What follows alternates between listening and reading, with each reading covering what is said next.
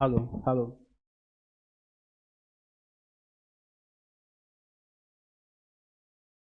हाय श्रुति।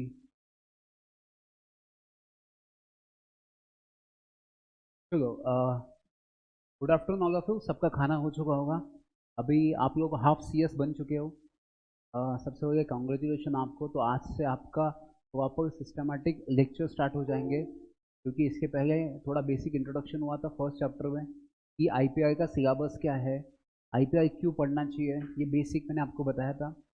अभी आज से अपन क्या करने वाले हैं बेसिकली, तो आज से अपन चैप्टर एक एक चैप्टर पढ़ने वाले हैं। अब मैं बताता हूँ आपको कि आईपीआर सब्जेक्ट में एक दो बच्चों के ऐसे क्वेश्चन थे, मुझे कल मैसेज आया था कि सर हमने आईपीआर क्यों चूज करना चाहिए। तो मैं आपको अगेन बता रहा हूँ, आप लॉ में हर कुछ पढ़ लोगे, मतलब आप सी एस एग्जीक्यूटिव में देखो या आप सी एस सी टी में भी देखो, वहाँ पे जो लॉ है बेसिकली, वहाँ पे सब आपको फिजिकल प्रॉपर्टी ट्रांसफर करने की बात करता है।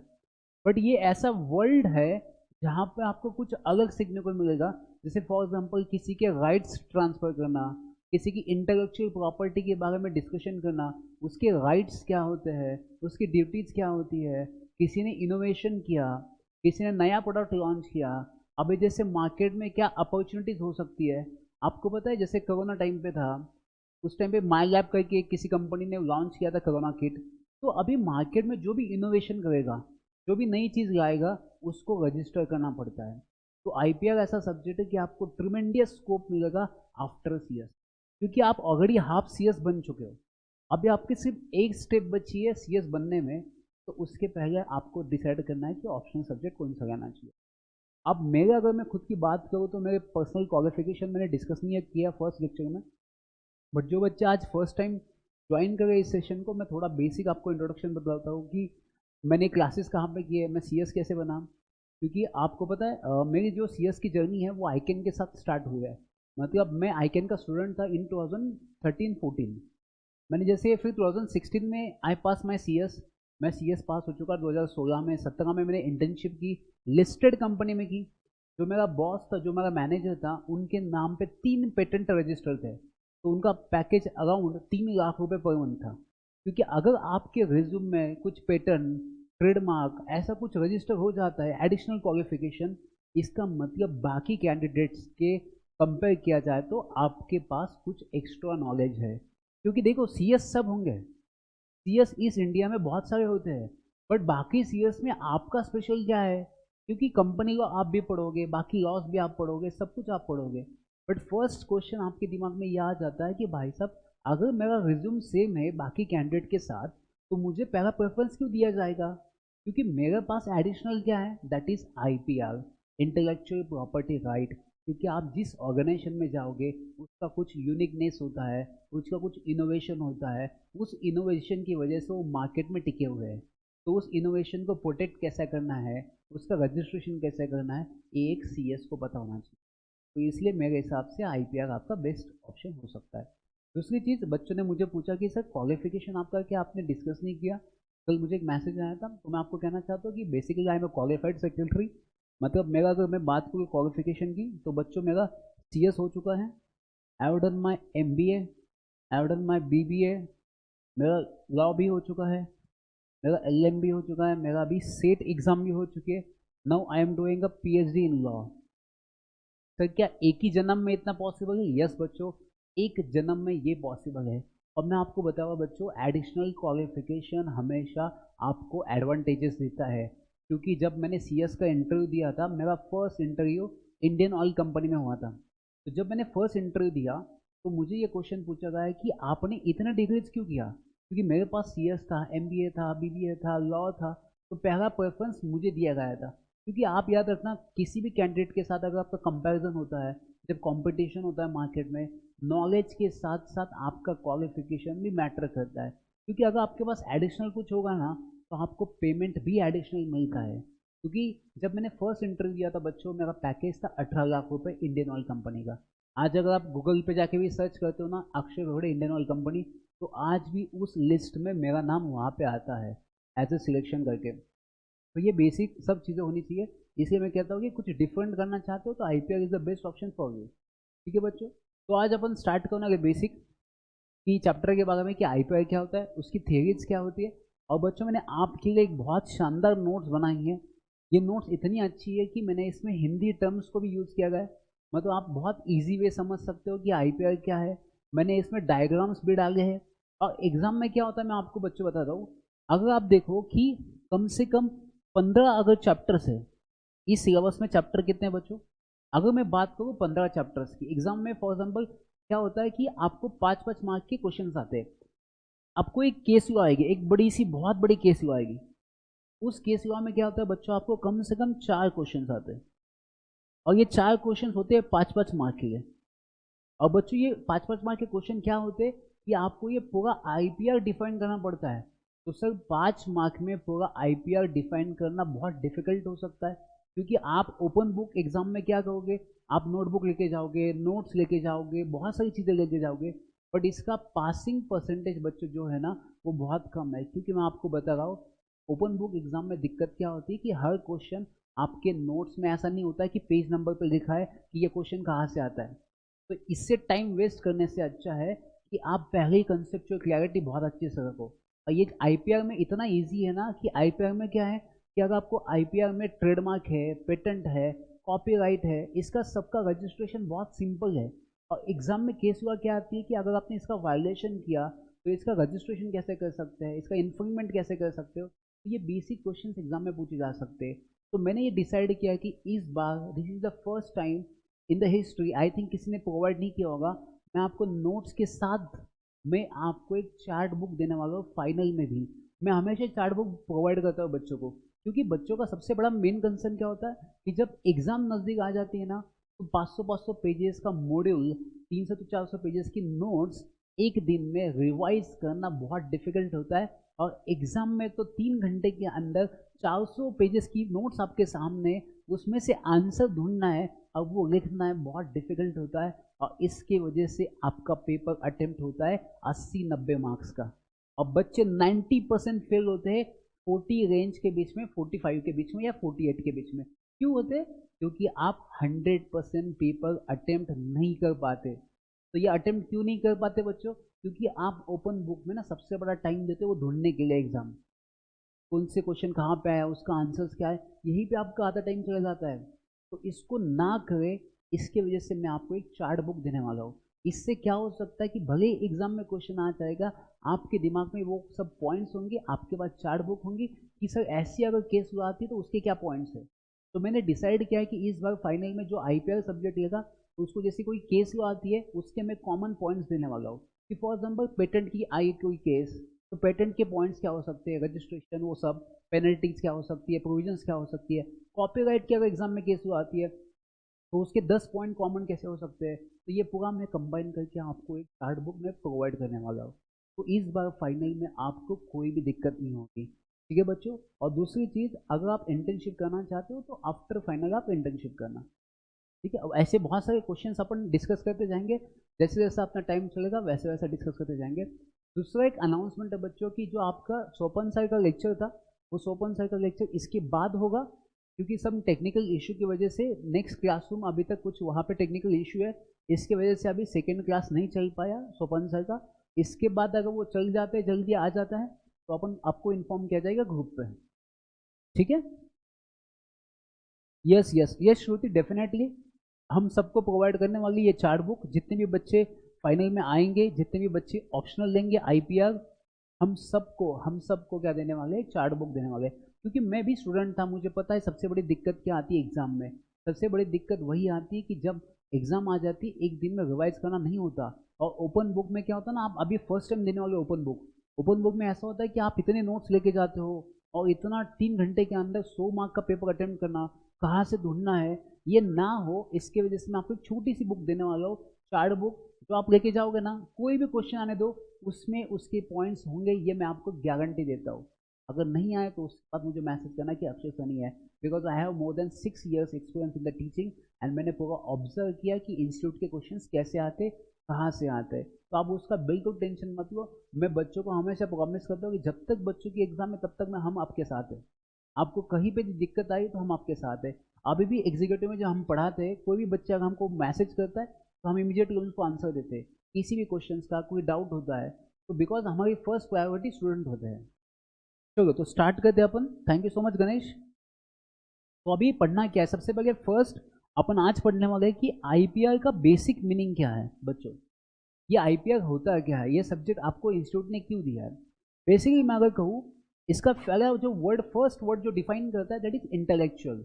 अब इंटेलेक्चुअल का मतलब क्या होता है, it is not a physical property, it is a intangible asset जो आपको दिखेगी तो नहीं बट आप किसी को ट्रांसफर कर सकते हो। जैसे मैं आपको एग्जांपल बताता हूँ, जैसे आपको पता है जैसे नाइकी का सिंबल हो सकता है, प्यूमा का ट्रेडमार्क हो सकता है, ऐसे बहुत सारे मार्केट में जो ट्रेडमार्क होते हैं, सिंबल्स होते हैं, पेटेंट होते हैं। जैसे आपको पता है कोविड शील्ड होती है, कोविड शील्ड में क्या किया आपने, जब कोरोना आया था, कोरोना के टाइम पे आपने कोविड शील्ड का इंजेक्शन लिया था, तो ये कोविड शील्ड की जो बनाने की प्रोसेस है वो भी किसी के नाम पे रजिस्टर्ड होती है। तो इसका रजिस्ट्रेशन क्या होता है, और ये जो होता है पेटेंट, ट्रेडमार्क, सिंबल जो होता है, कॉपीराइट होता है, ये किसके अंडर आता है बच्चों, ये आता है आईपीआर के अंडर। तो इंटेलेक्चुअल का मतलब होता है it is a intangible asset, and property का मतलब होता है ऐसी प्रॉपर्टी जो आप किसी और को ट्रांसफर कर सकते हो, और राइट मतलब उसके रिलेटेड जितने भी राइट्स है आप वो किसी और को ट्रांसफर कर सकते हो बाय गेटिंग अ रॉयल्टी, आपको पैसा मिलेगा। तो कल जाके आपके दिमाग में कुछ ऐसी आइडिया आती है, कुछ ऐसा इनोवेशन आता है कि भाई साहब मैं ऐसी कुछ बढ़िया चाय बनाता हूँ, मैं कोई मैथ्स का फॉर्मूला बनाता हूँ, मैं कोई ऐसी एक हाइब्रिड सीड्स बनाता हूँ। जो फार्मर्स होते हैं ना, जो खेतों में काम करते हैं, उन्होंने कुछ ऐसी सीड्स बनाई कि जिससे बहुत अच्छा पौधा आ सकता है, तो वो भी उनके नाम पर रजिस्टर कर सकते हैं। तो याद रखना, इंडिया में या पूरे वर्ल्ड में अगर ऐसी कोई नई चीज़ है जो आज तक कभी एग्जिस्ट नहीं करती है, ऐसी चीज़ें आप आपके नाम पे रजिस्टर्ड कर सकते हो। और वो याद रखना, जिस दिन आप रजिस्टर करोगे आपके नाम पे, वो पूरे वर्ल्ड में आप उसको प्रोटेक्ट कर सकते, कोई उसका वायलेशन नहीं कर सकता। तो मैं आज आपको थोड़ा सा बेसिक बताता हूँ ये होता क्या है। देखो बच्चों, जैसे आपको पता है, आप कोई भी लैंड परचेस करते हो बच्चों, अगर आपको पता है कोई भी लैंड परचेस करने के लिए आप उसके बदले में सामने वाले पार्टी को क्या देते हो, पैसा देते हो। तो एक अगर मैं बात करूँ, यहाँ पे सेल करने वाला होता है, और दूसरा क्या होता है बच्चों, दूसरा होता है परचेस करने वाला। तो सेम आईपीआर में क्या होता है बच्चों, आईपीआर में क्या किया जाता है कि आपकी भी क्या होती है, एक प्रॉपर्टी होती है, दैट इज इंटेलेक्चुअल प्रॉपर्टी। तो इस इंटेलेक्चुअल प्रॉपर्टी को आप इंटेंजिबल असेट भी कह सकते हो। जैसे आपका मैंने कोई नया सिंबल बनाया, जैसे मैंने आज ये फॉर एग्जाम्पल ऐसा कोई अलग से एक सिंबल बनाया, और ये मार्केट में कहीं पे भी एग्जिस्ट नहीं है, तो आप इसको बेच सकते। बेचना मतलब क्या होता है बच्चों, इसके जो राइट्स होते हैं ना, राइट्स, आप वो क्या कर सकते हो बच्चों, किसी और को ट्रांसफर कर सकते हो, को बेच सकते हो, या उससे आप रॉयल्टी भी ले सकते हो। आपको पता है बच्चों, जैसे थम्सअप है, कोको कोला है, ये जो पेटेंट है, ये जो प्रोडक्ट है, ये जो प्रोसेस होती है, ये आप किसी और को भी बेच सकते हो। तो अगर आपके दिमाग में कुछ आइडियाज़ हैं तो वो आईपीआई के अंडर रजिस्टर करना ये आपकी ड्यूटी है। तो याद रखना, जब भी आप फ्यूचर में कभी इंटरव्यू दोगे सीएस का, तो आपको ये बेसिक नॉलेज पता होना चाहिए कि आईपीआर होता क्या है। तो उनको बता दो, एकदम सर आँख सर ऊपर कर लो और बता दो। किसी ने अगर आपको पूछा कि भाई साहब ये आईपीआई क्या होता है, intellectual property is nothing but the intangible asset which can be transferred to the any person by paying a compensation or by paying a royalty, आप उनको बता सकते हो। अब देखो मैंने यहाँ पे बच्चों बहुत अच्छा आपके लिए बहुत सिंपल वे में एक्सप्लेन किया। अगर आप मॉड्यूल का नोट्स देखोगे, जो मॉड्यूल है वो अराउंड 600-700 पेजेस का है, और वो बहुत डिफिकल्ट, बहुत बड़े बड़े पैसेज दिए, तो आपको एग्जाम के टाइम क्या होगा ना, देखने के लिए भी बहुत ईजी होगा। तो मैंने इसलिए आपको क्या किया, बहुत सिंपल वे में एक्सप्लेन किया कि आईपीआर होता क्या है। तो देखो आईपीआर का मतलब क्या होता है, कि आईपीआर का मतलब होता है ऐसी प्रॉपर्टी जिसको एग्जिस्टेंस में लाना है। एग्जिस्टेंस में लाना है मतलब इसके पहले वो कभी एग्जिस्टेंस में नहीं थी, अब ये फर्स्ट टाइम इसको अपन क्या करने वाले, एग्जिस्टेंस में लेके आने वाले। तो by application of human intellect, आपके जो ह्यूमन इंटेलेक्चुअल है वो उसको अप्लाई करने के बाद नई चीज को इंप्लीमेंट करना, उसे आईपीआर कहा जाता है बच्चों। इसका मतलब होता है कुछ तो नया होना चाहिए जो मार्केट में कभी भी अवेलेबल नहीं हो सकता। अब मैं इसकी एग्जाम्पल की बात करूँ तो पेटेंट हो सकता है, patent is nothing but the process. जैसे मैंने फॉर एग्जाम्पल ये माउस है, अब ये माउस बनाने की जो प्रोसेस है वो मेरे नाम पर रजिस्टर्ड है, तो इसे आप पेटेंट कह सकते हैं। तो पेटेंट का मतलब क्या होता है, it is a process, it is a product जो आप किसी और को बेच सकते हैं नया बना के। दूसरा हो सकता है डिज़ाइन। डिजाइन का मतलब होता है आपने जो गोल्ड होता है ना, गोल्ड उसके ऊपर जो डिजाइन की जाती है ना, वो भी क्या हो सकती है, इनोवेशन हो सकता है, वो भी क्या हो सकता है, आईपीआर हो सकता है, तो वो भी इसके अंडर आएगा। कोई ट्रेडमार्क हो सकता है बच्चों, आपको पता नहीं ये ट्रेडमार्क है, जो पैसे का सिंबल है, ये किसी एक बंदे ने बनाया था और गवर्नमेंट को बेच दिया था। तो ऐसा इंडिया में हो सकता है कि कुछ कुछ लोग क्या करते हैं कि नए नए ट्रेडमार्क बनाते। आपको क्या लगता है जब ये ट्रेडमार्क बनाया होगा, ये किसी एक बंदे ने बनाया होगा और उसने कंपनी को बेचा होगा। तो आप ये भी कर सकते हैं कि कुछ नए आइडियाज, कई नए इनोवेशन बना के उसको मार्केट में किसी और को बेच सकते हैं। आपने देखा होगा पेंटिंग, बहुत सारी ऐसी पेंटिंग्स होती है जो मार्केट में कभी एग्जिस्टेंस में नहीं होती है। ऐसे पेंटिंग का मार्केट में 2-2, 3-3 करोड़ रुपए मिलता है। तो अगर आपने ऐसी कुछ पेंटिंग बनाई जो आज तक मार्केट में कभी एग्जिस्टेंस में नहीं है, तो आप उसको मार्केट में बच्चों बेच सकते हो। बट उसके पहले आपको उसके नाम पे, आपके नाम पे रजिस्टर्ड करना पड़ेगा कि मैं इसका ओनर हूँ, इसको कोई कॉपी नहीं कर सकता, इसको कोई डुप्लीकेट बेच नहीं सकता। तो याद रखना। नेक्स्ट होता है कॉपीराइट। कॉपीराइट का मतलब क्या होता है बच्चों की, जैसे फॉर एग्जांपल आपने कोई फिल्म बनाई, जैसे करण जौहर है, सबको करण जौहर तो पता ही होगा, स्पेक्स पहनता है वो वाला करण जौहर, जिसने बहुत अच्छी अच्छी फिल्म प्रोड्यूस की थी। अगर करण जौहर पुरानी फिल्म को वापस प्रोड्यूस करना चाहता है, इसका मतलब वो पुरानी फिल्म को वापस कॉपी करना चाहता है, तो उसके पास बच्चों क्या होना चाहिए, उसका राइट होना चाहिए। तो अगर किसी को कॉपी करने का राइट देना है तो उसे कहा जाता है कॉपीराइट।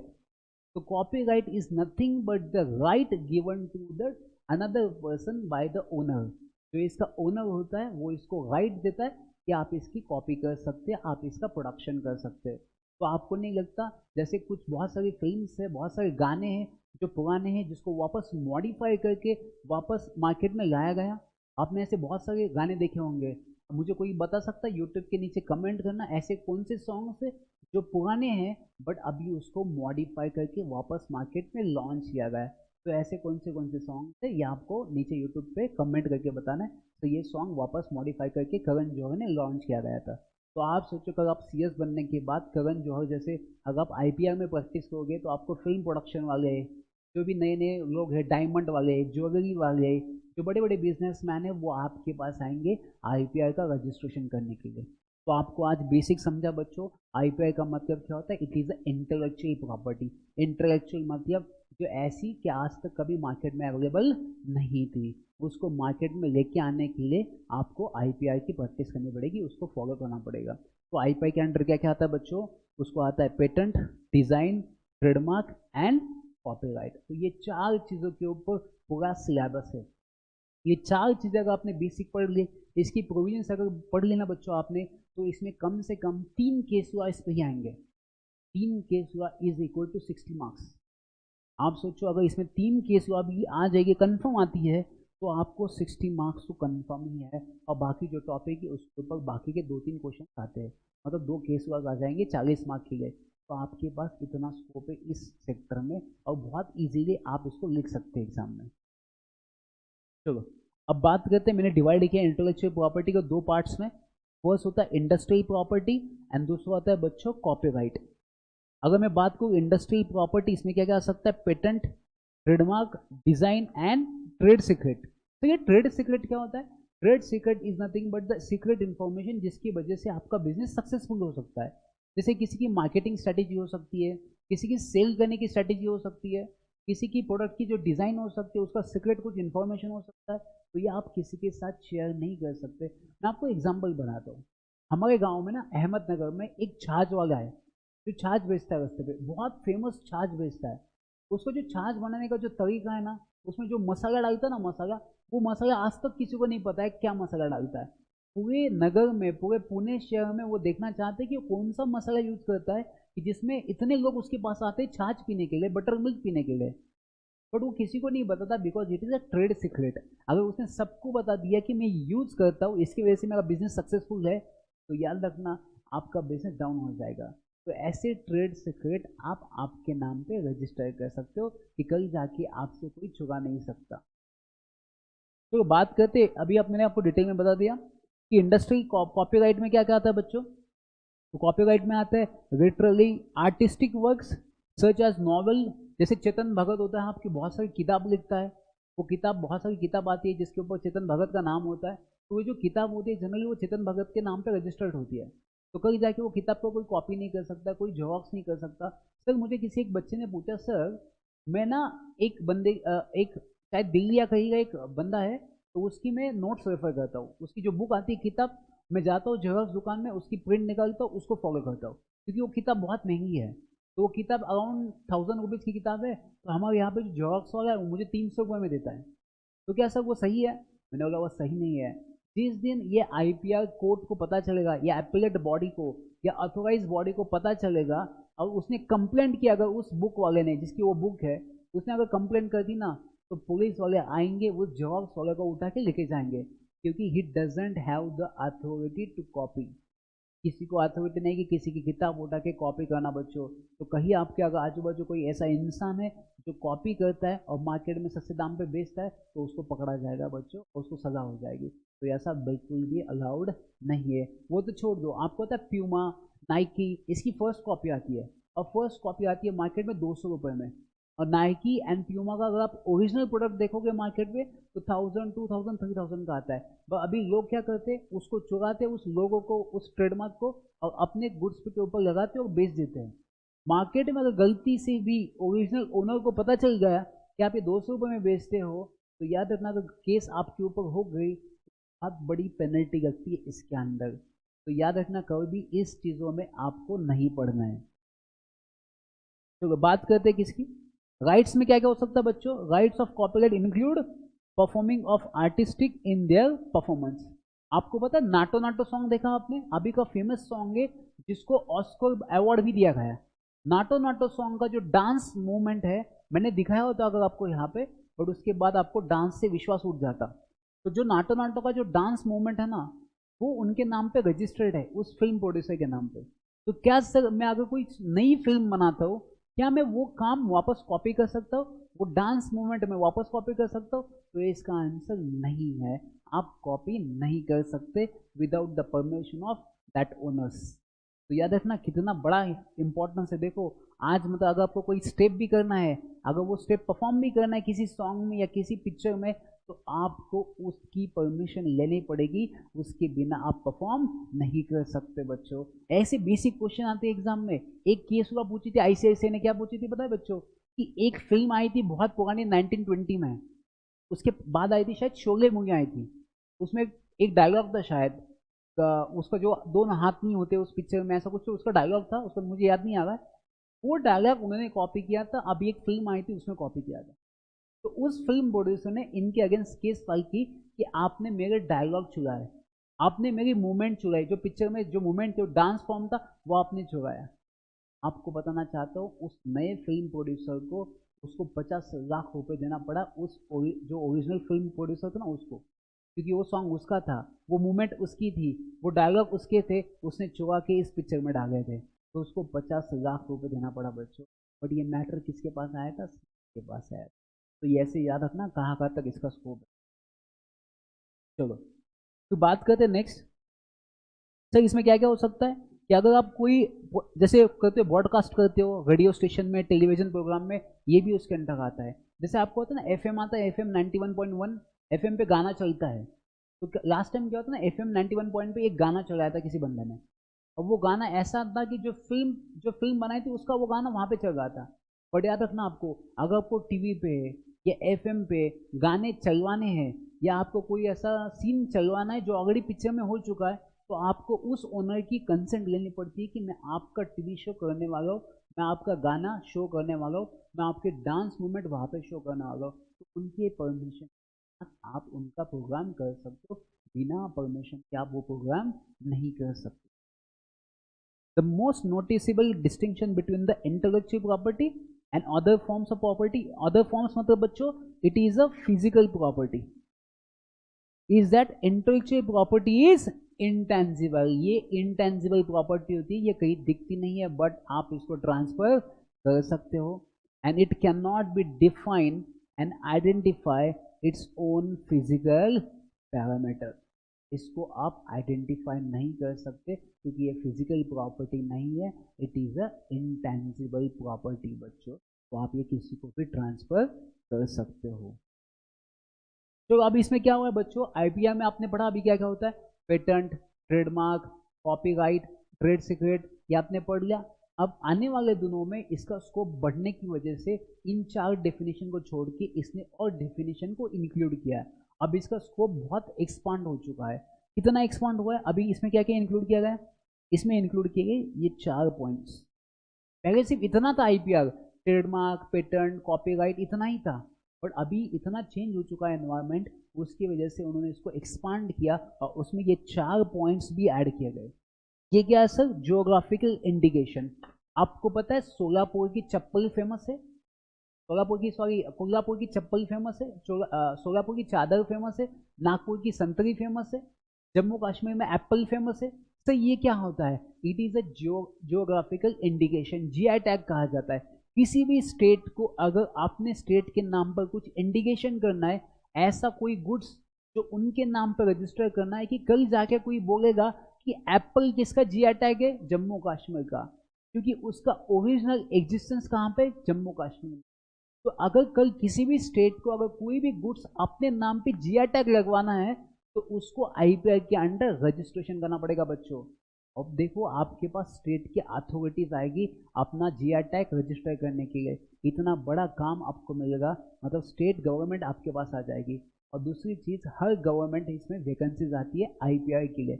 आईपीआर की अगर आपने एग्जाम दे दी, 100 मार्क की एग्जाम होती है, तो अगर आपने एग्जाम दे दी तो आप गवर्नमेंट के बिहाफ पे इसके टेंडर एक्सेप्ट कर सकते हो एंड रजिस्ट्रेशन भी कर सकते हो। तो इसका बहुत स्कोप है आने वाले दिनों में। तो यार ना, किसी भी स्टेट को अगर जीआई टैग देना है तो आप दे सकते हो। और कैसे दोगे बच्चों आप, तो आपको क्या मेक श्योर देना करना है कि ऐसा प्रोडक्ट जो मार्केट में कभी अवेलेबल नहीं है और ऐसा फीचर्स जो अलग है बाकी प्रोडक्ट से, तो उसी के नाम पे आपको जीआई टैग देना पड़ेगा। तो या फिर स्टेट वाइज दे सकते हो, सिटी वाइज दे सकते हो, डिपेंड करता है कि वो प्रोडक्ट का मतलब प्रोडक्ट कहाँ पे एग्जिस्ट करता है, उसकी फीचर्स क्या है उस एरिया में, और उसका प्रूफ क्या है कि आपके यहाँ पे एप्पल होता है, बाकी जगह पे एप्पल प्रोड्यूस नहीं किया जाता, तो आपको चेक करना पड़ेगा, उसके बाद ही आपको जीआई टैग मिलता है। मैं आपको एक लेटेस्ट बताता हूँ कि अभी का फेमस जीआई टैग किसको मिला था, जम्मू कश्मीर को मिला था। जम्मू कश्मीर में एक बंसोली पेंटिंग कहा जाता है, बसोली पेंटिंग, उसका नाम है बसोली पेंटिंग। अगर आप गूगल पे सर्च करोगे बसोली पेंटिंग, तो ये ऐसी पेंटिंग है, बहुत पुरानी पेंटिंग है, जो बहुत फेमस पेंटिंग है, और उसमें सब कुछ बताया गया, बिना कुछ लिखे पता चलता है कि इसके अंदर क्या हुआ है। ऐसी पेंटिंग, बट वो किसके नाम पर रजिस्टर्ड है, जम्मू कश्मीर के नाम पर रजिस्टर्ड है, वो स्टेट के नाम पर रजिस्टर्ड है, क्योंकि वो ऐसी इंटेलेक्चुअल प्रॉपर्टी है, वह ऐसा इनोवेशन है, आज तक मार्केट में कभी नहीं था। दूसरा होता है sir protection of plant varieties. आपको पता कोई फार्मर्स है जिसे नई प्लांट को वैरायटीज को मतलब इनोवेशन किया, कोई ऐसा नया प्लांट लेके आया कि जो मार्केट में कहीं एग्जिस्टेंस में नहीं है, जिसका बेनिफिट फार्मर्स को हो सकता है, बहुत ज़्यादा प्रोडक्शन हो सकता है, तो इस केसेस में भाई साहब वो प्लांट का जो प्लांट होगा वो अपने नाम पे रजिस्टर कर सकता है। तो कल जाके किसी को वो प्लांट चाहिए, किसी को प्लांट का लगवाना है, तो आपको गवर्नमेंट या उस बंदे की आपको परमिशन लेनी पड़ेगी। मतलब आप देखो फार्मिंग में जितना भी इनोवेशन होगा वो सब परमिशन लेके ही इनोवेशन हो सकता है, और वो आप बेच भी सकते हो, इतना स्कोप आपके पास है बच्चों। सबको समझा? अगर समझा तो प्लीज़ आप यस मैसेज डालना यूट्यूब पे, फिर अपन आगे बढ़ते फास्ट जल्दी।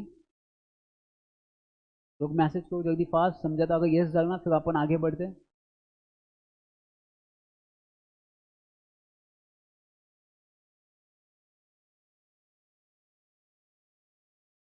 सबको समझा?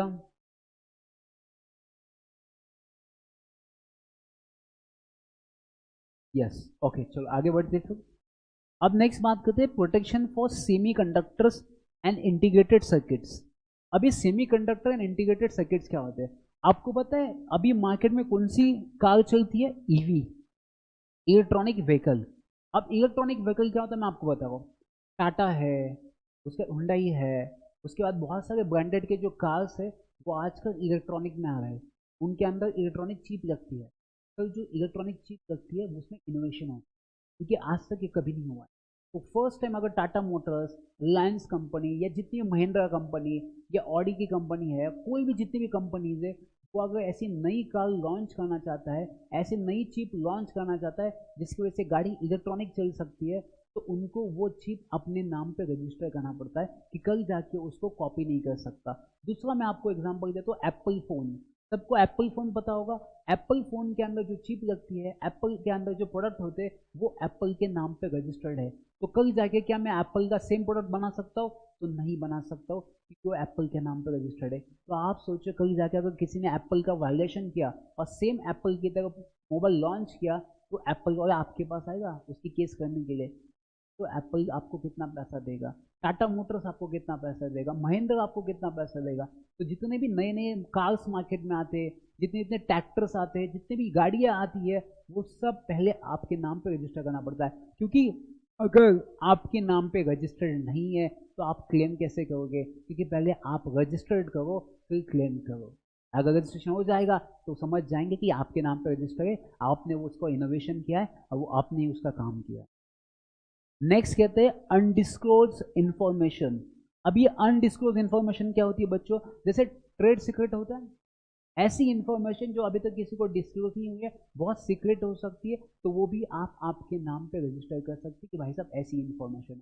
जैसे एग्जांपल सर, मैथ्स का फॉर्मूला, किसी फैकल्टी ने मैथ्स का ऐसा फॉर्मूला बनाया कि आपको कोई जो ऐसा ऐसा कोई मैथ्स का प्रॉब्लम है जो 5 मिनट में सॉल्व होता है, वो आप 1 मिनट में सॉल्व कर सकते हैं। ऐसा फॉर्मूला, ऐसी इंफॉर्मेशन वो अपने नाम पे रजिस्टर कर सकता है। तो उसको किसी को अगर वो फॉर्मूला चाहिए तो आप उससे परमिशन लो, उसको पैसा दो, वो इंफॉर्मेशन आपको डिस्क्लोज कर सकता है। तो देखो, ऐसा कौन सा सेक्टर नहीं है जहाँ पे आईपीआर नहीं आता है।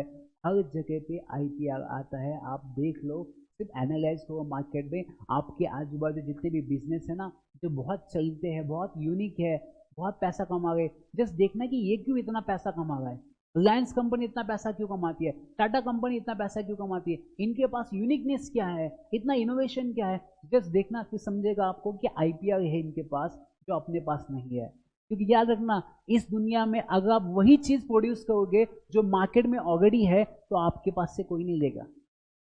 क्योंकि इन लोगों ने मार्केट से कुछ हटके किया है, कुछ इनोवेशन किया है। इसकी वजह से आज ये बहुत रिच लोग हैं, बहुत पैसे वाले लोग हैं, क्योंकि इन्होंने मार्केट में क्या किया है। तो याद रखना, आज के बाद अगर एग्जाम में कुछ बेसिक क्वेश्चन आता है कि आईपीआर का मतलब क्या होता है, तो उसका पहला वर्ड आपके दिमाग में आना चाहिए इनोवेशन। कुछ तो नया होना चाहिए। तो आपको समझा, पहले अपन ने 4 टाइप देख लिए। इसमें बेसिक 4 टाइप क्या है? पेटेंट, कॉपीराइट, ट्रेडमार्क, सिंबल, ये सब। उसके बाद अभी नए और 4 पॉइंट्स को इंक्लूड किया गया। जैसे अपने जियोग्राफिकल इंडिकेशन हो सकता है, जीआई टैग, फिर प्लांट वैराइटीज हो सकता है, सेमीकंडक्टर हो सकता है, अनडिस्क्लोज इंफॉर्मेशन हो सकती है बच्चों। तो ये बेसिक अपन ने यहाँ पे देख लिया है बच्चों। अब बात करते हैं concept of property and theories of property, कि भाई साहब ये प्रॉपर्टी की थ्योरीज क्या है, मतलब इसको कैसे एक्वायर्ड किया जाता है, इंटेलेक्चुअल प्रॉपर्टी क्या होता है, ये कैसे फॉर्म हुआ गया, इसकी बेसिक थ्योरी क्या है। तो यहाँ पे एकदम बेसिक दिया गया है। देखो बच्चों, यहाँ पे प्रॉपर्टी का मीनिंग क्या बताया है।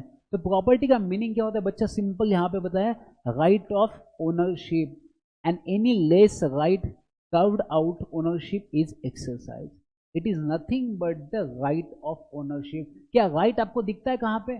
नहीं दिखता। सर ये पेन मेरे नाम पे रजिस्टर्ड है, ये मेरे पास राइट है, क्या राइट में देख सकते हो कहाँ पे राइट है? नहीं दे सकते, because it is intellectual right. तो याद रखना, अगर एग्जाम में क्वेश्चन आता है तो आपके ऐसे पॉइंट्स बनने चाहिए। तो मैं जब स्टूडेंट था सीएस फाइनल में, तो मैं कैसे नोट्स निकालने का, तो मैं जब सर पढ़ाते थे हमारे टाइम पे, तो मैं सेम यहाँ पे ऐसा लिखता था, मेरे नोट्स में आईपीआर, नीचे मैं पॉइंट्स लिखता था। फर्स्ट, राइट ऑफ ओनरशिप, फिर मैं लिखता था दैट इज सेकेंड, इनोवेशन।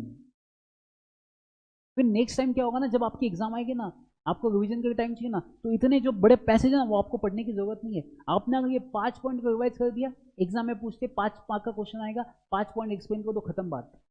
आपको 4 4.5 मार्क्स तो पक्का मिल जाएंगे। तो ऐसे पॉइंट्स आपको बनाना चाहिए स्टार्टिंग से। ये मैं आपको 4 बुक में दूंगा ही, बट आपने भी ऐसे पॉइंट्स बनाना स्टार्ट कर दो, और वेरी सुन आपको ये नोट्स भी प्रोवाइड की जाएगी बच्चों। नेक्स्ट क्या कहता है, ये कहता है भाई साहब, it includes the, it is a very wide connotation. It not only includes money, other tangible objects, some value, but also includes intangible right which are considered to be source and element of income or wealth. ये ऐसा right intangible, अगर आप किसी को transfer भी करते हो आपके पास पैसा आएगा, पैसा। चेतन भगत पता है कितना पैसा वाला है? चेतन भगत सिर्फ लिखता है, कोई किताब लिखता है, कोई वो फिल्म लिखता है, वो लिखता है न्यू फिल्म लिखता है, उसके नाम पे रजिस्टर हो गया, वो क्या करता है, करण जौहर, सलमान खान, इनको कॉपीराइट देता है कि आप इसकी कॉपी बना के पिक्चर बना के बेच दो मार्केट में, मुझे उसका रॉयल्टी दो। 25% रॉयल्टी मांगता है। अगर कोई भी फिल्म 100 करोड़ रुपए कमाती है, 25 करोड़ रुपए चेतन भगत को देना पड़ता है। आप सोचो तो कमा, I doing a patent trademark, ये सब करने के बाद, so it is intangible right by you are getting a wealth income. It includes right interest which human possess over the land, that is chattel, which is to the exclusion of others. जैसे कोई किसी की private property होती है, same intellectual property होती है कि आपके सिवा कोई उसका यूज नहीं कर सकते। The right to enjoy and dispose, अगर आपने वो खुद बनाया है तो आप उसको एंजॉय भी कर सकते हो और आप उसको डिस्पोज भी कर सकते हो। तो याद रखना, अगर प्रॉपर्टी आपकी है तो एंजॉय करने का राइट भी आपका है, डिस्पोज करने का राइट भी आपका है, आप उसको डिस्ट्रॉय भी कर सकते हो, बट उसके पहले आपके नाम पे वो रजिस्टर्ड होना चाहिए अंडर द आईपीआर। नेक्स्ट मैं बात करता हूँ, ऐसा आईपीआर नहीं होना चाहिए which is prohibited by law. मतलब सर मैंने ऐसी गन बनाई, अगर मैं एक बंदूक से गोली मारता हूँ कि 10 लोग मर सकते हैं, तो क्या सर ये मेरे नाम पे मैं रजिस्टर कर सकता हूँ? बहुत यूनिकनेस है। तुमको रजिस्टर नहीं होगा, तुम्हारा डेथ सर्टिफिकेट रजिस्टर होगा। ऐसे which is prohibited by the law, ऐसे आईपीआर रजिस्टर्ड नहीं किए जा सकते बच्चों। तो याद रखना, ये दिमाग में याद रखना। कंक्लूजन में ऐसा आंसर नहीं चाहिए, जब क्वेश्चन होता है ना कंक्लूजन में ऐसे पॉइंट लगने का, आईपीआर उसी चीज को मिलता है रजिस्ट्रेशन जो चीज लॉ प्रोहिबिट नहीं कर सकता, विच इज इलीगल ट्रांजैक्शन हो सकता है। जैसे आप sea air like they cannot be appropriated, everyone has a right to enjoy them but no one has an exclusive right for them. इसका मतलब क्या बच्चों, आपके आजू जितनी हवा है, पानी है, वो सबकी है, किसी एक्सक्लूसिव किसी इंसान की नहीं हो सकती है। आईपीआर भी वैसा है, अगर आप वो बनाते हो आईपीआर सिर्फ आपका ही होगा ऐसा नहीं हो सकता, कभी कभी इमरजेंसी सिचुएशन में वो आपको गवर्नमेंट को देना पड़ता है। जैसे आपको होता ना कोरोना आया था, तो कोरोना टाइम पे फॉर एग्जाम्पल मैंने कोविशील्ड बनाई, अब ये मैंने बनाई आईपीआर इनोवेशन, तो ये मेरे नाम पर रजिस्टर कर दी, तो क्या सब वो मेरी बन जाएगी, एक्सक्लूसिव मेरी बन जाएगी? नहीं, कुछ इमरजेंसी कंडीशंस आपको वो किसी और को राइट्स देना पड़ता है प्रोड्यूस करने के लिए, क्योंकि इमरजेंसी सिचुएशन का मतलब होता है जहाँ पे कंट्रोल में सिचुएशन नहीं होती है, गवर्नमेंट को हेल्प चाहिए आपकी तरफ से, तो उस टाइम पे आप आपकी प्रॉपर्टी जो आईपीआर है वो आप एंजॉय नहीं कर सकते एक्सक्लूसिवली, वो आपको गवर्नमेंट को भी देना पड़ेगा बाय गेटिंग अ रॉयल्टी। आपको गवर्नमेंट एक लमसम अमाउंट पे करता है रॉयल्टी। जैसे साइरस पूनावाला था, साइरस पूनावाला को बहुत ज़्यादा गवर्नमेंट ने पैसा दिया था क्योंकि उन्होंने उसका प्रोडक्शन। नेक्स्ट बात करते हैं, in case of personal property no person other than its owner has exclusive right. अगर कोई किसी की पर्सनल प्रॉपर्टी तो उसके पास उसका एक्सक्लूसिव राइट होता है, सेम इंटेलेक्चुअल प्रॉपर्टी में जिसकी भी प्रॉपर्टी होगी उसके पास एक्सक्लूसिव राइट होता है कि ये प्रॉपर्टी का राइट वो किसको इसको दे सकता है, वो पैसा दे के सबको भी दे सकता है, या इमरजेंसी सिचुएशन है तो गवर्नमेंट को भी देना पड़ेगा उसको बाय गेटिंग अ रॉयल्टी। तो यहाँ पे देखो क्या क्या होता है, टाइप्स ऑफ प्रॉपर्टी। इंडिया में कितने, पूरे वर्ल्ड में कौन से टाइप्स की प्रॉपर्टी हो सकती है? तो सबसे पहले फर्स्ट होता है real property, personal property, absolute property, qualified property, corporeal property and incorporeal property. Last, अगर मैं लास्ट ईयर में एक सिलेबस था आईपीआर का, एक 5 मार्क का क्वेश्चन था बच्चों कि टाइप्स ऑफ प्रॉपर्टी क्या होता है, 5 मार्क।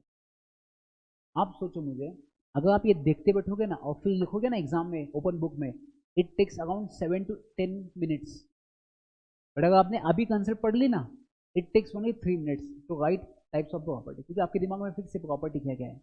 इसलिए कंसेप्चुअल क्लैरिटी रखना, ओपन बुक है तो हल्के में मत लेना बच्चों, मैं आपको बता रहा हूँ सबसे ज़्यादा बच्चे फेल इसमें होते हैं, तो बी सीरियस फ्रॉम स्टार्टिंग। तो अब बात करते हैं कि प्रॉपर्टी की, और आपको कभी भी कुछ दिक्कत आती है बीच में लेक्चर के टाइम, सर नहीं समझा या कुछ पॉइंट ऐसा हो जाता है मिस हो जाता है या आपको घर जाने के बाद नहीं समझता है, मैं हमेशा कहता हूँ घर जाने के बाद आप व्हाट्सएप पे जस्ट एक मैसेज करो, सर मुझे नहीं समझा, आप फोटो भेज दो, मैं हमेशा वॉइस मैसेज दे दूंगा और मैं हमेशा बच्चों की मदद कर दूँगा। कभी भी बच्चों को दिक्कत आती है, नहीं समझा एक टॉपिक, मेरा रिस्पॉन्स आता है, मैं इमीडिएट उनको रिस्पॉन्स देता हूँ, बच्चा क्या हुआ, क्या क्या डिफरेंस, क्या दिक्कत आती है, उसके ऊपर क्या तेरे को सजेशन चाहिए, आई एम ऑलवेज देयर। तो अगर आपको इसके बाद भी कोई दिक्कत आती है, टिल योर एग्जाम हम आपके साथ हैं, आप जस्ट हमें एक मैसेज ड्रॉप कर दीजिए। बात करते हैं टाइप्स ऑफ प्रॉपर्टी। फर्स्ट होता है रियल प्रॉपर्टी, ऐसी प्रॉपर्टी जो फिक्स है।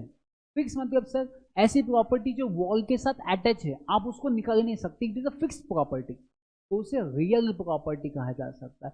जो आज भी जमीन से जुड़ा है उसे ही रियल कहा जा सकता है। मतलब सर हम इसे क्या कह सकते हैं, सर हम इसे कह सकते हैं लैंड, जमीन है, जमीन को आप कहीं लेके दूसरी तरफ नहीं जा सकते, वो एक ही जगह पे फिक्स है, इसलिए उसे रियल प्रॉपर्टी कहा जा सकता है। विच कैन सी, आप उसे देख सकते हो, आप उसे ट्रांसफर कर सकते हो बाय गेटिंग अ मनी, तो उसे आप रियल प्रॉपर्टी कह सकते हो। तो रियल प्रॉपर्टी मतलब क्या होता है, it is a fix property which is attach to the earth, which can not be separated, पहला पॉइंट।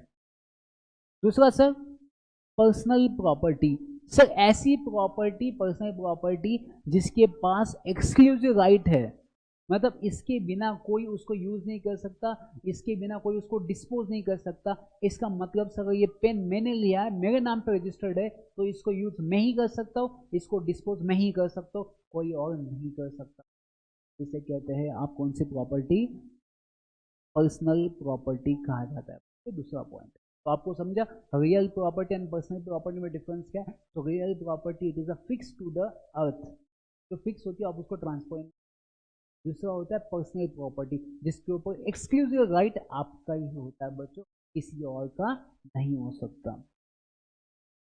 नेक्स्ट होता है एब्सोल्यूट प्रॉपर्टी। सर ऐसी प्रॉपर्टी, एब्सोल्यूट मतलब उसके लिए आपको कुछ कंडीशंस को सेटिस्फाइड करना पड़ता है। जैसे फॉर एग्जांपल मैंने बोला अगर आपको ये पेन चाहिए तो आपको 1,000 रुपये देना पड़ेगा, प्लस प्लस प्लस आपको मुझे आपके 2 गुड्स और देने पड़ेंगे। आपके पास जो एक्स्ट्रा गुड्स है आप मुझे दे दो, प्लस 1,000 रुपये दे दो, तो आपका पेन हो जाएगा आपके पास, आपके नाम पे।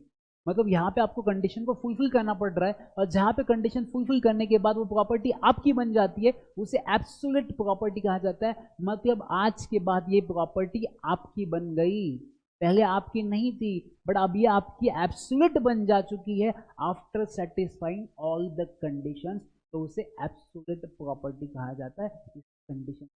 तो अब बच्चों मैंने आपके लिए हर पॉइंट में जहाँ पे इंपॉर्टेंट वर्ड्स है वहाँ पे मैंने बोल्ड में रखा है कि आपको घर जाने के बाद अंडरलाइन करने की जरूरत नहीं है। तो अगर आपने पढ़ा कि एब्सोल्यूट प्रॉपर्टी क्या है, पढ़ने की भी जरूरत नहीं, मैंने सीधा यहाँ पे बोल्ड करके लिखा है, without any qualification restriction however सीधा ट्रांसफर की जाती है, उसे एब्सोल्यूट प्रॉपर्टी कहा जाता है बच्चों। समझा? तो ऐसा मैंने आपको पूरा अंडरलाइन करके वहाँ पे एक्सप्लेन किया है, तो आपको घर जाने के बाद वो अंडरलाइन करने की भी दिक्कत नहीं होगी।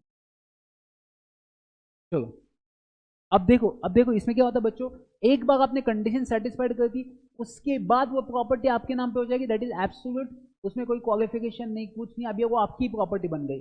बट जहां पे कंडीशंस आ जाती है तो वहां पे वो क्वालिफाइड प्रॉपर्टी बन जाती है। क्वालिफाइड मतलब सर अगर मुझे कहीं जॉब अप्लाई करना है तो मैं सीएस बनना चाहिए, तो सीएस बनना ये कंडीशन है। जहां पे कंडीशन से वो पहले क्वालिफाइड बनेंगे, अगर आपने क्वालिफाइड कर लिया, कंडीशन को सेटिस्फाइड कर लिया, तो वो कौन सी प्रॉपर्टी बन जाएगी बच्चों, वो आपकी एब्सोल्यूट प्रॉपर्टी बन जाएगी।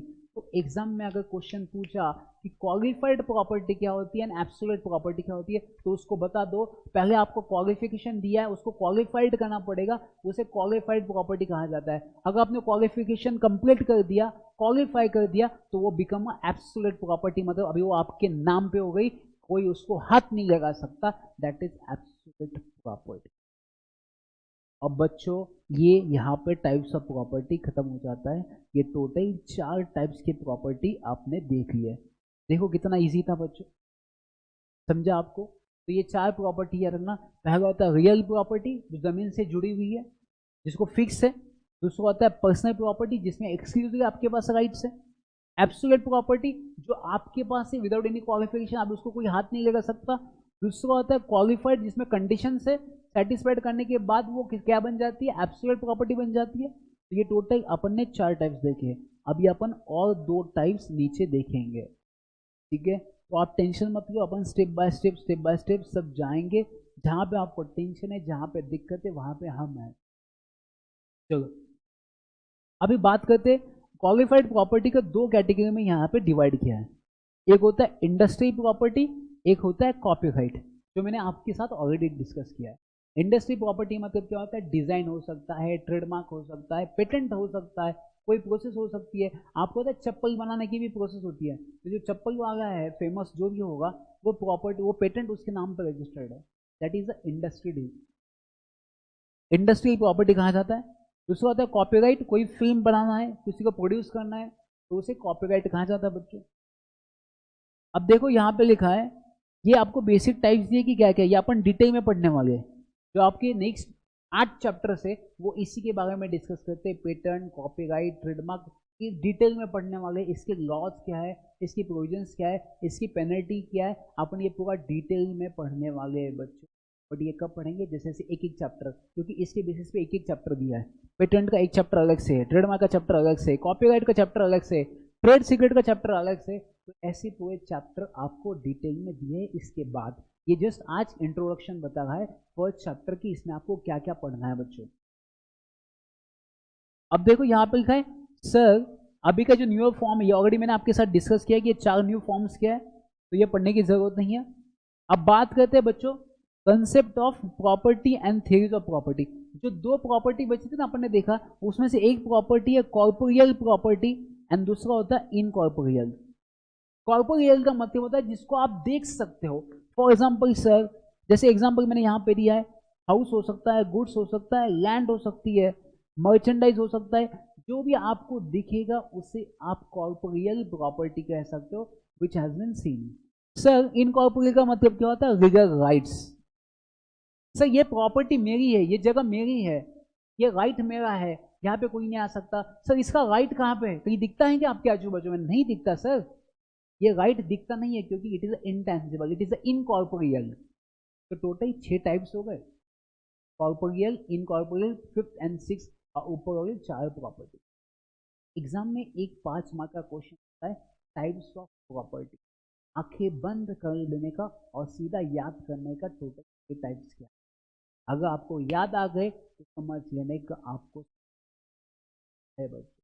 और रिवाइज कैसे करने का बच्चों, नोट्स बंद करना, फिर रिवाइज करना, और देख लेना ये फाइनल है, एग्जीक्यूटिव नहीं है। यहाँ पे जितना रिवीजन रिवीजन रिवीजन करोगे उतना आप ज़्यादा मतलब ज़्यादा मार्क्स लेके आ सकते, क्योंकि यहाँ पे डिफिकल्टीज बढ़ती है। यहाँ पे कंसेप्चुअल क्लैरिटी और चाहिए एज कम्पेयर टू रियल। तो याद रखना टोटल कितनी प्रॉपर्टीज है, 6 प्रॉपर्टीज है, सबको याद रहेगी। क्वालिफाइड, एब्सोल्यूट, कॉर्पोरियल, अनकॉर्पोरियल, पर्सनल, या सुनो रियल, ये टोटल 6 प्रॉपर्टीज के टाइप्स याद रखना बच्चों। अभी नेक्स्ट बात करते हैं, ये this is should be a last topic for today. अगर आपको समझा तो प्लीज यस डालना चैट बॉक्स में, यूट्यूब पे नीचे आपको जो दिखाई दे रहा है वहां पे सिर्फ यस मेंशन करना। अगर आपको समझ जाता है तो please drop a message yes, तो फिर अपन आगे बढ़ेंगे। और जितने भी लोग आज के बाद डिसाइड करेंगे आईपीआर 2 या 3 दिन के बाद, तो अपन एक अलग से ग्रुप बनाएंगे सिर्फ आईपीआर का, जिसमें डेली डिस्कशन होगा, डेली आपके जो भी डाउट्स होंगे सॉल्व किए जाएंगे।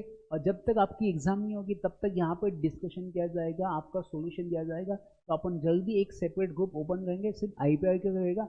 उसमें मैं फॉरेन में एक बहुत सारी जॉब्स, जैसे मेरी एक फ्रेंड सीएस है जो स्विट्जरलैंड में काम करती है, वो आईपीआर का काम करती है। तो कभी अगर पॉसिबल हुआ तो उसके साथ अपन एक मीटिंग रखते हैं ऑनलाइन। तो आपको भी कुछ क्वेश्चंस पूछना है उनसे, तो आप उनसे भी क्वेश्चन पूछ सकते हैं कि सीएस बनने के बाद क्या हम फॉरेन में जा सकते हैं, क्या हम आईपीआर में फॉरेन में प्रैक्टिस कर सकते हैं, तो स्कोप कितना है, पैकेजेस कितना है। तो हम उसके साथ एक मीटिंग रख देंगे थोड़े दिन के बाद, 1 महीने के बाद। तो आपको जितने भी डाउट्स है आईपीआर के बारे में, स्कोप के बारे में, आउटसाइड इंडिया जाने के बारे में, तो वो भी मैं आपके लिए कर दूंगा, आप टेंशन मत लो, ठीक है। अगर आपकी कुछ भी क्वेश्चन है, you can ask me at any time, आप मुझे क्वेश्चन पूछ सकते हो। किसी अगर आपके दिमाग में कोई क्वेश्चन आते हैं, अभी भी आपको ऑप्शन में लगता है कि कंफ्यूजन है, तो just drop me a message on WhatsApp कि सर मुझे ये डाउट आता है, इस क्वेश्चन के मुझे ऐसे अभी तक मुझे सोच रहा हूँ कि क्या करना चाहिए, क्वेश्चन ऑप्शनल लेना चाहिए। आप मुझे बिंदास मैसेज कर दो, आपका सोल्यूशन आपको दे दूंगा, टेंशन मत। चलो अब बात करते हैं हिस्ट्री थियरीज की, कि सर प्रॉपर्टी एक्वायर्ड करने के लिए प्रॉपर्टी क्या होती है, इसकी कुछ हिस्ट्री होती है, बेसिक होता है। अब बच्चों ध्यान रखना, एग्जाम में क्वेश्चंस क्या आएंगे, सीधा आएंगे कॉपीराइट, पेटेंट, ट्रेडमार्क, रजिस्ट्रेशन कैसे करते हैं, पेनल्टी क्या है, इन्फ्रिंजमेंट क्या है। बट उसके पहले आपको उसकी हिस्ट्री बताना चाहिए। कभी कभी एक क्वेश्चन हिस्ट्री के बारे में पूछेगा, इंट्रोडक्शन पार्ट के बारे में पूछेगा, तो नेक्स्ट सेकंड चैप्टर पे पूछेगा इसकी डिटेल प्रोविजंस, थर्ड क्वेश्चन पूछेगा उसका पेनल्टी के बारे में। ऐसा पूरा 5-6 चैप्टर्स का मिला के क्वेश्चन आते हैं। तो मैं आपको पूरा रेडी करके दूंगा कि आप जब भी पढ़ोगे ना, बोलोगे ना, जब भी एग्जाम दोगे ना, बोला सर ने क्या सिखा के दिया है, सब कुछ वही आया है। तो मुझे पता है एग्जाम में क्या आता है और केस लॉस कैसे आएंगे, मैं आपको पूरा रेडी करके दूंगा। और 5 चैप्टर के मैंने क्या क्या किया है, 5 चैप्टर की मैंने समरी बनाई है। जैसे 5 चैप्टर खत्म हुए उसकी समरी मतलब 20 पॉइंट। अगर कल जाके पूरे 5 चैप्टर में केस लॉ आती है तो आपको कोई नोट्स ढूंढने की जरूरत नहीं है, 20 पॉइंट उसको सिर्फ छपवा दो, लिख दो, कंसेप्चुअल बेसिस पे पूरा आपका आंसर बिल्कुल, आपको टेंशन लेने की जरूरत। यस श्रुति, मैं ये फर्स्ट चैप्टर की नोट्स आपको इमीडिएटली ग्रुप में शेयर कर दूंगा, आप टेंशन मत लो। जैसे ही लेक्चर खत्म हो जाएगा I will share this notes on WhatsApp, जो अपना ग्रुप है वहाँ पे मैं इमीडिएटली इसके बाद आपके साथ शेयर कर दूँगा। ऐसा कुछ भी डाउट रहे तो आप पूछते जाओ। तो आज ये थ्योरी, एक जस्ट थ्योरी पढ़ते हैं कि हिस्टोरिक थ्योरी क्या होती है। अभी यहाँ पे मैंने हिंदी वर्ड्स भी ऐड किए आपको समझने के लिए, आपको रिवीजन बहुत ईजी हो सकती है। हिस्टोरिक थ्योरी का मतलब होता है सबका साथ सबका विकास। अब ये क्या कहता है, ये कहता है कि पुराने जमाने में क्या होता था कि सब लोग मिलकर काम करते थे, पैसा कमाते थे, फिर प्रॉपर्टी परचेस करते थे। पहले अगर मैं हिस्ट्री की बात करूँ जमाने की, प्रॉपर्टी की, पहले सिंगल इंडिविजुअल प्रॉपर्टी नहीं होता था। पहले की जो प्रॉपर्टी एक्वायर्ड करते थे वो कैसे करते थे बच्चों, सबका साथ सबका विकास, मतलब वाइफ, हस्बैंड, उनके बच्चे सब मिलके, चाचा चाची सब मिलके मेहनत करते थे और जो पैसा पूंजी जो भी आता था उससे प्रॉपर्टी करते थे। मतलब it is assemble effort of all the families to get the one property, that is historic theory. मतलब सब मिलके सबका विकास करेंगे और सब मिलके अपन प्रॉपर्टी परचेस करेंगे, that is a historic theory. तो अब ऐसे प्रॉपर्टी पुराने टाइम पे चलता था बच्चों। यहाँ पे सेम लिखा है। और ये डेफिनेशन किसने दी है, ये डेफिनेशन दी है बेंथम एंड हेनरी मैन ने। उसने कहा है कि भाई साहब आप जो प्रॉपर्टी लेते हो वो किसकी वजह से प्रॉपर्टी लिया, आपने यहाँ पे बताया private property has a witness slow. ये कहता है अगर कोई सिंगल इंसान प्रॉपर्टी लेता ना बहुत स्लो ग्रोथ है। क्यों, क्योंकि अकेला कमाएगा, अकेला देगा, कितनी उसकी ग्रोथ होगी। उसके साथ उसकी भाई है, उसका बहन है, उसके पापा है, उसकी माँ है, सब मिलके मेहनत करेंगे और कोई प्रॉपर्टी को लेंगे तो कितना इजी होगा। तो ये बात करता है हिस्टोरिक थ्योरी की कि अगर आप इंडिविजुअल प्रॉपर्टी एक्वायर्ड करते हो तो it takes times, it's very slow growth. But आप सब मिलकर अगर प्रॉपर्टी लेते हो फास्ट ग्रोथ आपकी है।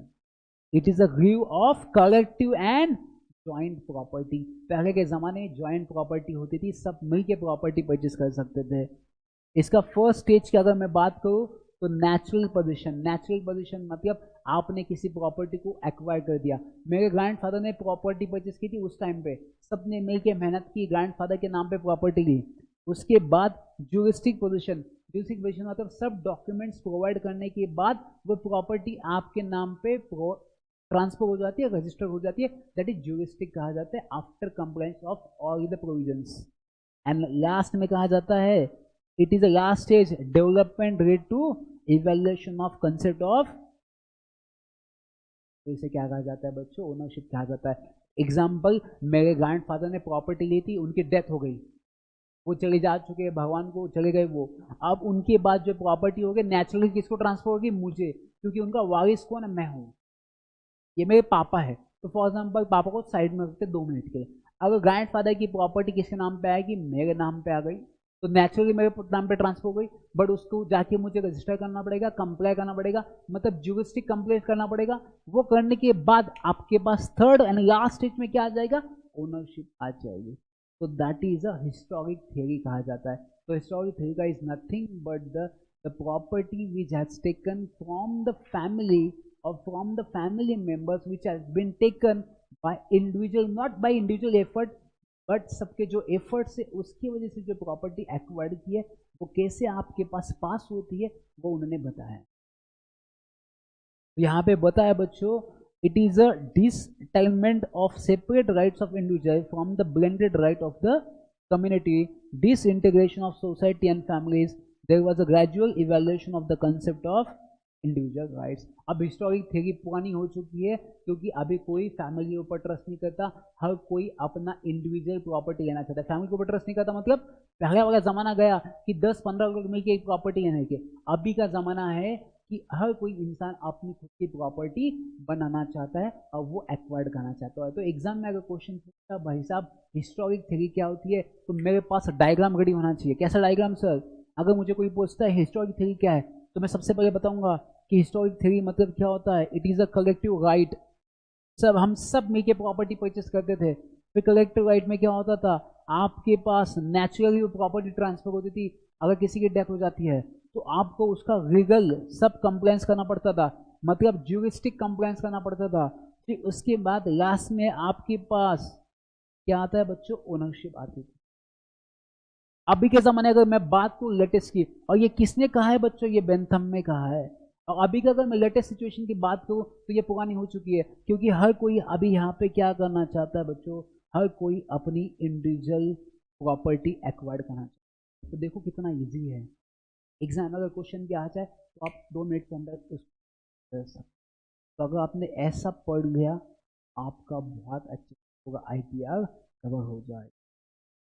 आई होप आज ये आपको सबको समझा होगा टाइप्स ऑफ प्रॉपर्टी क्या होती है। तो कल के सेशन में अपन स्टार्ट करेंगे थेरीज ऑफ प्रॉपर्टी, और जैसे जैसे अपन चैप्टर में आगे बढ़ेंगे, जैसे खत्म हो जाएगा बहुत सारे केस लॉज का डिस्कशन भी करेंगे।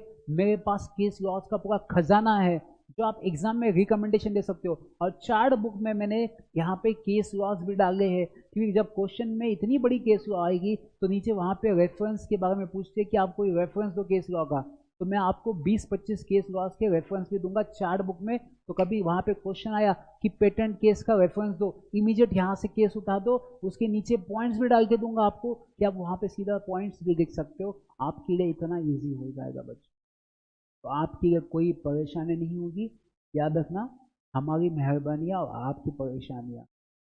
तो आज के सेशन में अपन इतना ही डिस्कस करते, कल के सेशन में अपन नेक्स्ट थेरीज डिस्कस करेंगे। जैसे जैसे आगे बढ़ेंगे और कंसेप्चुअल क्लैरिटी आपके आगे होगी, और आने वाले दिनों में मैं आपको इसकी गारंटी देता हूँ कि इसका स्कोप आप बहुत बढ़ने वाला है। आज जाके सिर्फ गूगल पे सर्च करना IPR की वैकेंसीज, बहुत कम लोग इसमें आते हैं। ठीक है बच्चों, तो पढ़ते रहो, आगे बढ़ते रहो।